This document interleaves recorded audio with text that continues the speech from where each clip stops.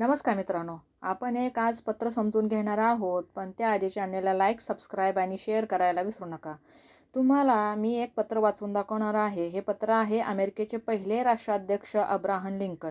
त्यांनी जन्माला येणाऱ्या प्रत्येक व्यक्तीसाठी हे पत्र लिहिलं आहे. हे पत्र तुम्हाला नक्कीच आवडेल. अब्राहम लिंकन म्हणतात, माझ्या मुलाला हात धरून शिकवा.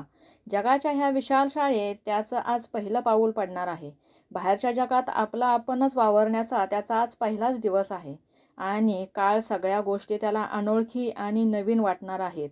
म्हणून तुम्ही त्याच्याशी हळुवारपणे वागाल अशी मी आशा करतो. तुम्हाला माहीतच आहे की आजपर्यंत घर हेच त्याचं विश्व होतं. या जगाचा तो राजा होता.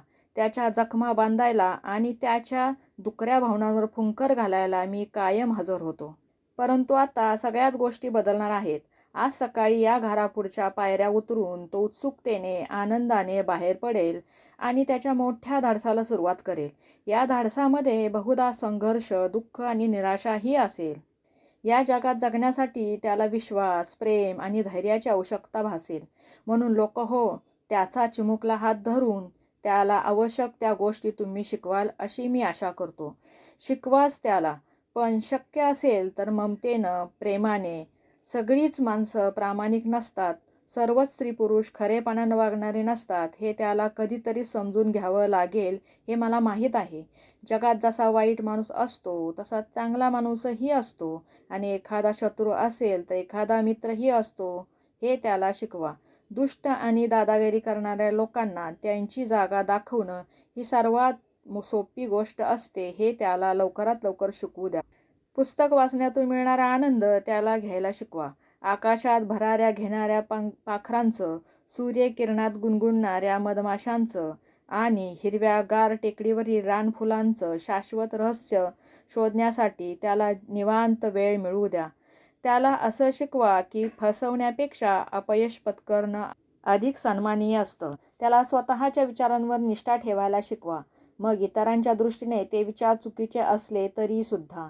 सर्वजण जरी मेंढ्यांसारखे वागत असतील तरी गर्दीतील एक न होण्याचे बळ माझ्या मुलाला देण्याचा प्रयत्न करा. इतरांचं ऐकायला त्याला शिकवा, परंतु तो जे ऐकेल त्याला सत्याची चाळणी लावून जे योग्य आणि चांगलं असेल तेच त्याला घ्यायला शिकवा. आपलं हृदय आणि आत्मा कधीही पैशात मोजून त्याची किंमत ठरवू नकोस असं त्याला शिकवा.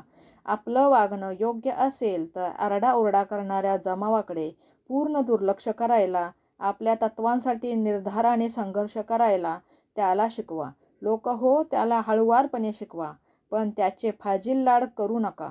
कारण भट्टीतील उष्णतेत तावून सुलाखूनच उत्तम पोलाद तयार होतं हे त्याला शिकवा. हे सगळं म्हणजे खूप मोठी मागणी आहे. पण लोकहो, बघा यातलं तुम्हाला काय करायला जमतंय ते, कारण तो खरंच एक गोंडस मुलगा आहे.